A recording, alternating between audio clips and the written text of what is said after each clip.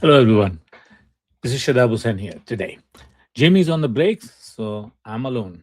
Let's get started. This week is actually kind of light. Not too many launches, not too many news coming out. Let's cover some of the important ones. We'll talk about the Anthropic Fable 5 or Mythos 5.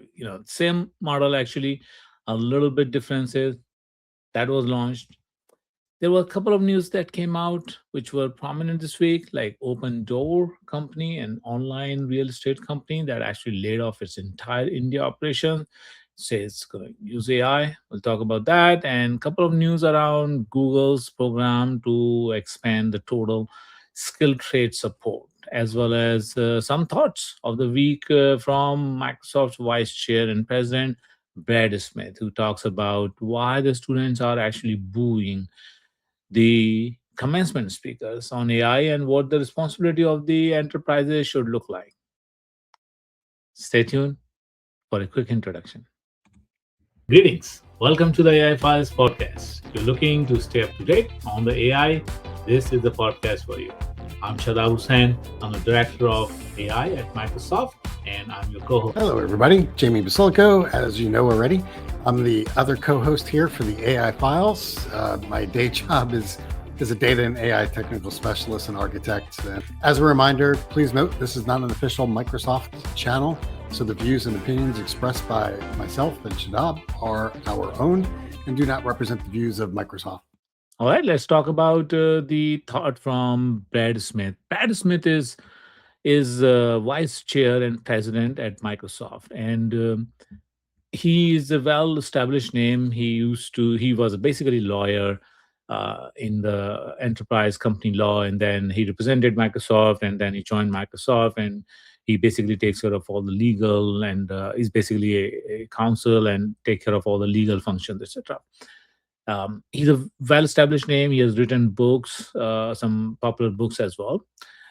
What he talked about this week is that why the students are booing and why the companies actually need to listen to the students who are booing the commencement speakers whenever they talk about the AI.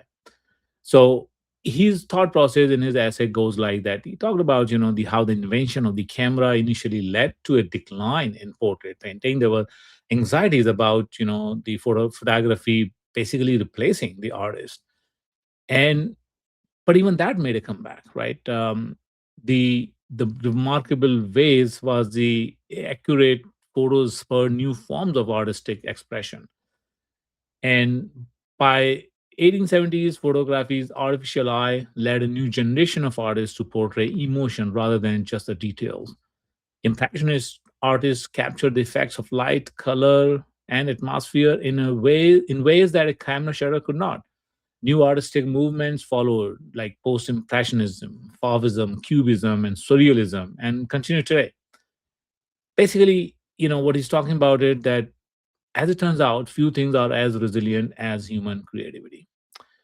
He also gave an example of there came a day when people discovered that a horse could run faster than a human.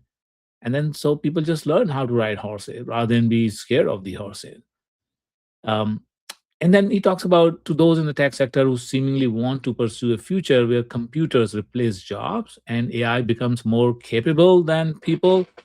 The next generation of people has offered a compelling response. Not so fast. That's the response he's talking about from the next generation of people. Basically, that booing that went on to, at some of the commencement speeches.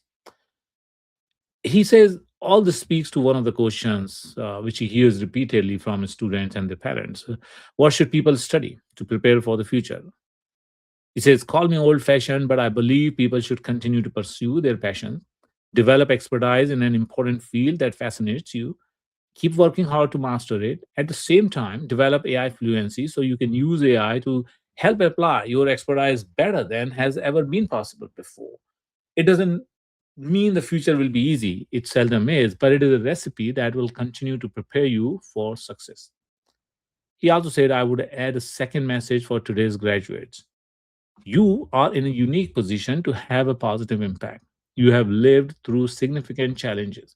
While it may feel unfair that the job market is so uncertain, you were made for this moment. technology is second nature to your generation. Constant change has taught you how to adapt quickly. As AI reshapes how we work, you don't need to unlearn decades of habits the way some of us do. You are better equipped to move forward. Unquote. So uh, that was the thought process that Brad Smith has, and I think very, very sophisticated and I would say thoughtful thought process, because you got to listen to the generation. And I think sometimes the companies don't do. Sometimes they send the wrong message, and that's what he's calling out. That if people don't have jobs, we will not have jobs, right? It's our job to actually make the job exciting and let people thrive. Anyway, let's move on to the news section. This week there was an announcement that actually caught the attention from a company, Open Door. It's an online uh, company basically for the real estate, right? And this has company has like a office in India which had like about 250 people working there for last about 2 years.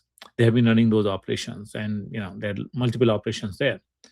And this company's CEO basically just announced that they are going to shut down that office.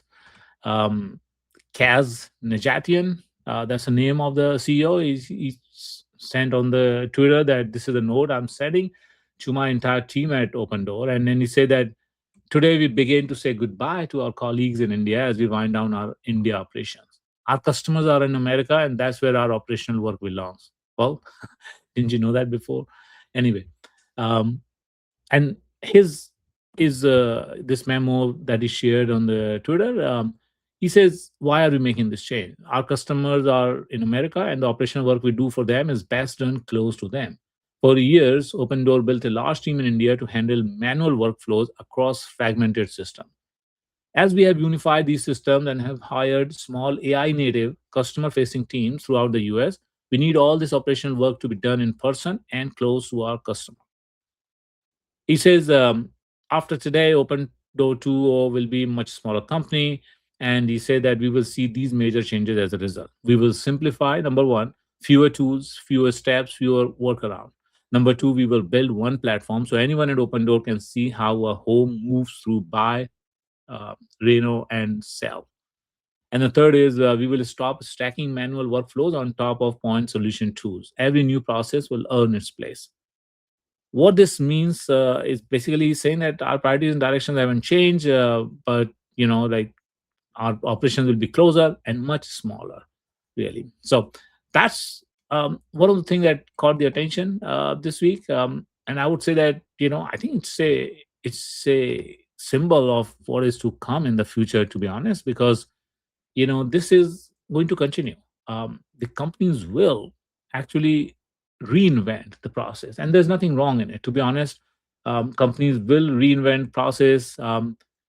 They will trim those overheads. Sometimes honestly, you know there are too many inefficiencies in the system, and that's unnatural to actually cut down with the help of AI.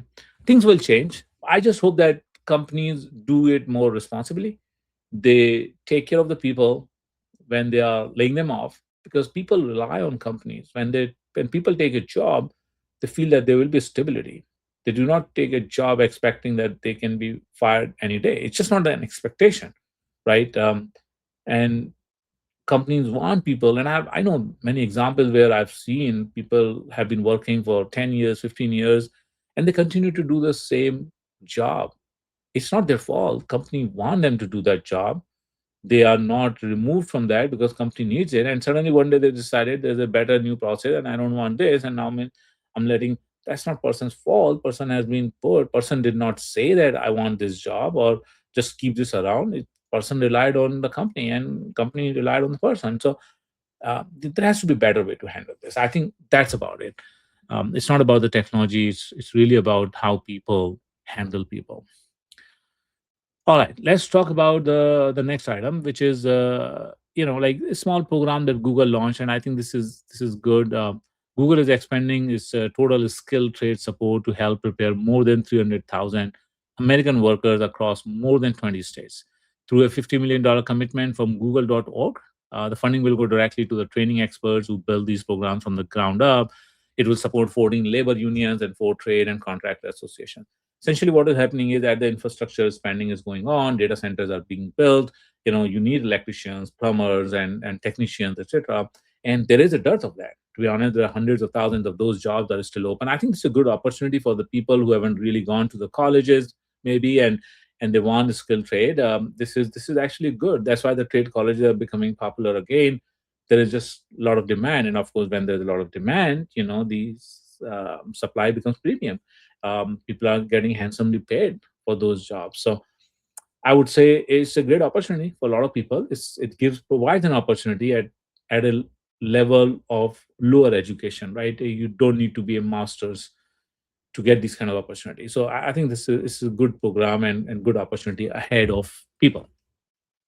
Let's talk about the launch from Anthropic. So Anthropic launched Claude Fable 5 and Claude Mythos 5.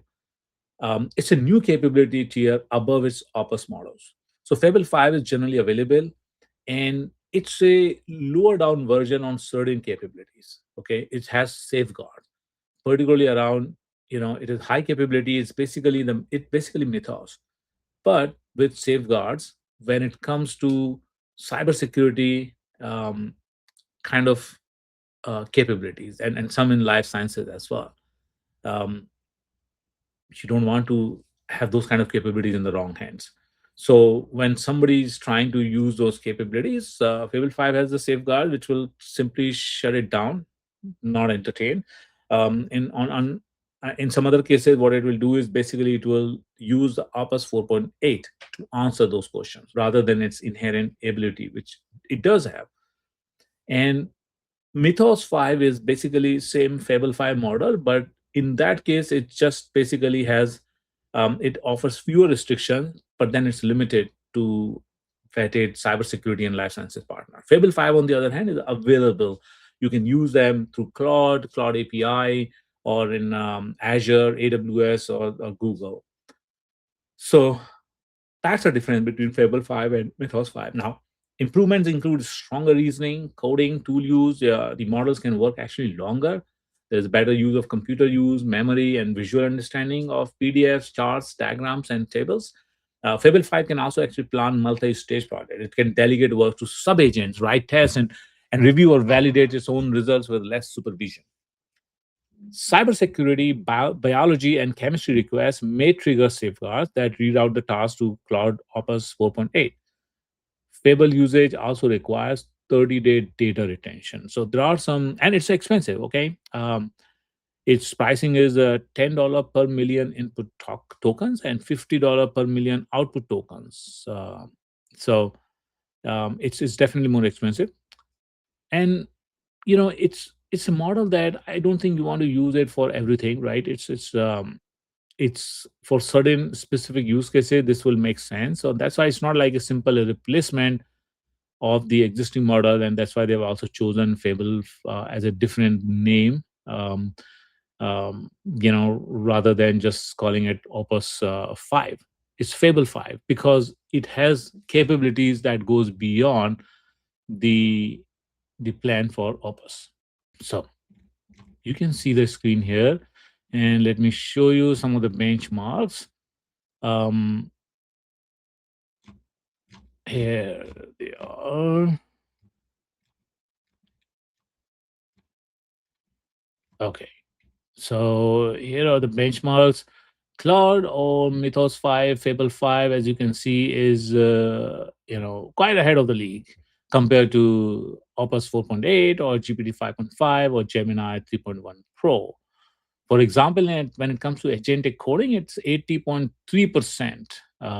It's on the Sui Bench Pro. There's another index called Agentic Coding Frontier Code, and it's a diamond index. And here the GPT 5.5 is only 5.7%, and Opus 4.8 was 13.4%. In this case, Fable 5 jump up to 29.3%. So way above that capability. So it's really, really good in the coding, which is no surprise. Of course, cloud models are considered very good, but this is way ahead of the current standards. Um, some of the capabilities, like for example, if you see like knowledge work vision, etc., has also markedly improved, like 29.8%, compared to Opus 22.5% or 24.9% from GPT 5.5. So overall, really, really good model that Fable 5 is. And in some of the cases, basically some of its capabilities is not going to show up because it will have some safeguards, etc. All right, so I think that's about it for this week. I think this week, as I said, was a little bit light, so we'll keep it short and talk to you next week again. Keep listening. Bye, everyone.